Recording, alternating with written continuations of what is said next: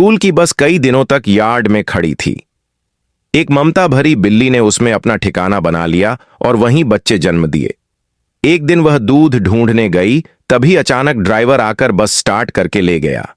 वापस आने पर बस नहीं थी। बिल्ली इधर उधर बच्चों को ढूंढने लगी। थक कर वह दीवार पर बैठ गई।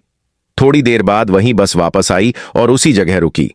बिल्ली दौड़कर अंदर गई और बच्चों को गले लगा लिया। उसने फिर अपना घर पास के पुराने कमरे में बना लिया। और फिर बिल्ली रोने लगी क्योंकि आपने लाइक और सब्सक्राइब नहीं किया।